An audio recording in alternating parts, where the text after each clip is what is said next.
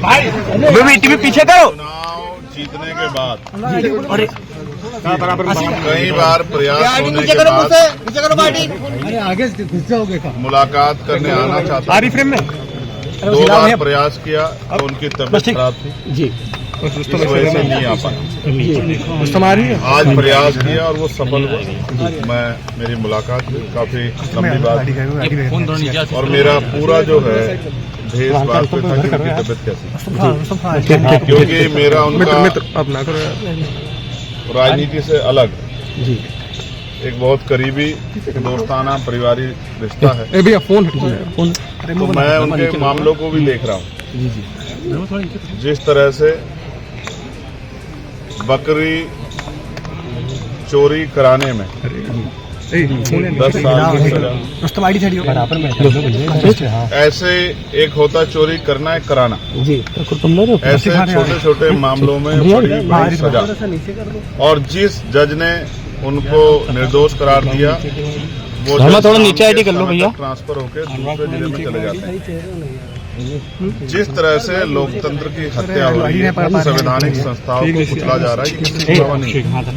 मैं उनसे मिला हूँ फांसी घर में, जहाँ पहले फांसी दी जाती थी आजादी से पहले, उसी फांसी घर में हूँ। मैं उनसे मिला और मेरा ये विश्वास है कि ये परेशानी के बादल जल्द छट जाएंगे।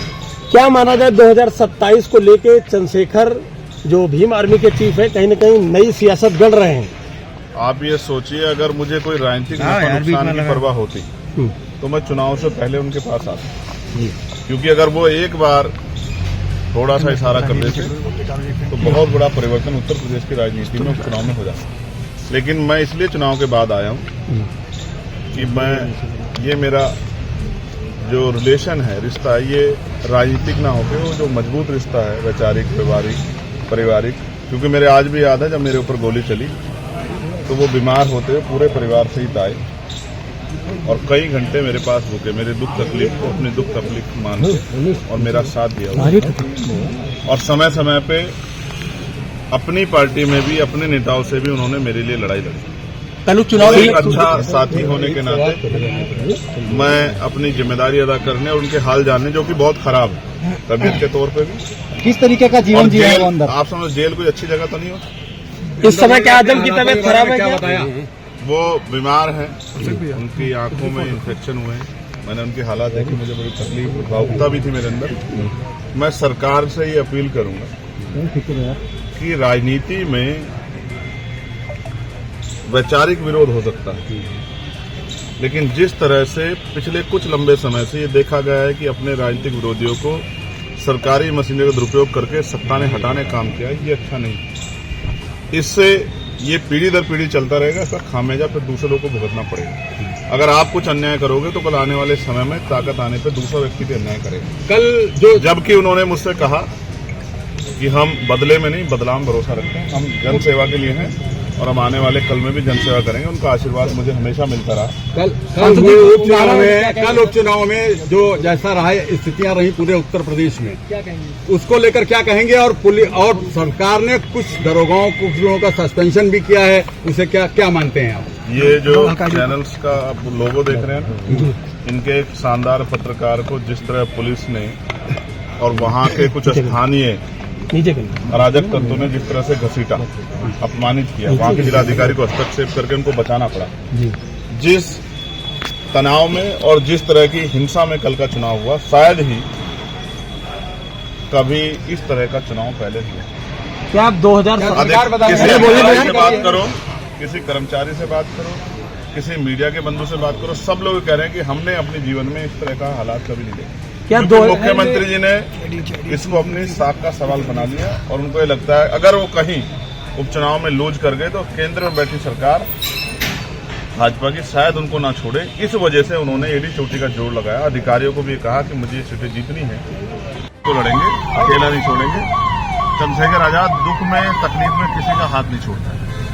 जिसने मेरे लिए एक दिन भी कुछ किया है, मैं उस कर्ज को उतारूंगा। उन्होंने मेरा बुरे समय में साथ दिया है, जब मुझे गोली लगी मेरे पास गए। आज वो परेशानी में है, तकलीफ में है, उनकी तबीयत भी अच्छी नहीं है। जिस तरह का राजनीतिक जुल्म उन पर हो रहा है, ये भी किसी छिपा हुआ नहीं है। मैं उनके साथ हूँ और सड़क से लेकर संसद तक इस लड़ाई को हम लोग लड़ने का काम करेंगे और मैं मानता हूं कि दुख के बादल, कठिनाई के बादल, परेशानी के बादल छट जाएंगे और जल्द हमारे बीच में। कल उपचुनाव की जो तस्वीर देखी उससे क्या चुनाव नहीं हो रहा था, लोकतंत्र की अस्मिता लूटी जा रही थी और वो भी लोकतंत्र के रक्षकों के द्वारा।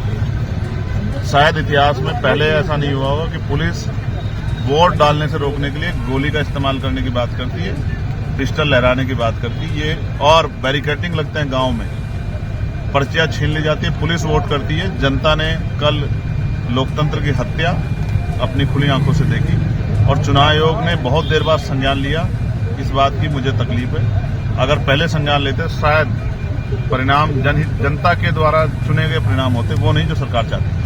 मुख्यमंत्री जी कटेंगे बटेंगे का बयान कर रहे हैं, उस पर क्या कहेंगे? क्योंकि ये बड़ा अच्छा नारा उन्होंने दिया, मैं मुख्यमंत्री जी का धन्यवाद करता हूं। इसका विश्लेषण जब हमने किया चुनाव खत्म होने के बाद, तो हमें ये एहसास हुआ कि हम 6,743 जातियों में सदियों से बटे हुए, इसी वजह से इस देश में आज भी रोटी रोजी और तमाम तरह के अधिकारों से वंचित हैं। हम 6,743 जातियों को जोड़ने का काम करेंगे। उन्होंने नारा हमारे लिए दिया क्योंकि हम नहीं जोड़ पा रहे, तो उनको जोड़ के भाईचारा बनाएंगे और ताकत बना के जो है अपनी परेशानियों का हल करेंगे। कल चुनाव को लेकर काफी विपक्ष के नेताओं ने कहा इस चुनाव को रद्द किया जाए। मैं सहमत हूं। ऐसे चुनाव का फायदा जिसमें सरकार की मनमानी हो। चुनाव तो निष्पक्ष होना चाहिए, भयमुक्त होना चाहिए, जिसमें कल इलेक्शन कमीशन भी फेल हुआ और सरकार भी फेल हुई। सर कल जो ये आजम खां बन रहे इनको लेकर समाजवादी पार्टी का स्टैंड जो है, क्या लगा उनकी बातों से आजम खां का? ये आप समाजवादी वालों से पूछ लेना। मैंने आपसे कहा कि मेरा पारिवारिक रिश्ता, मैं रिश्ते नहीं। क्या उनके फेस से आपने बताया था कि चोट लगी है? हाँ, उनको आंखों में परेशानी है और मुझे तकलीफ इस बात की है कि उनके इलाज की व्यवस्था भी सरकार और जेल प्रशासन नहीं करा। Thank you sir.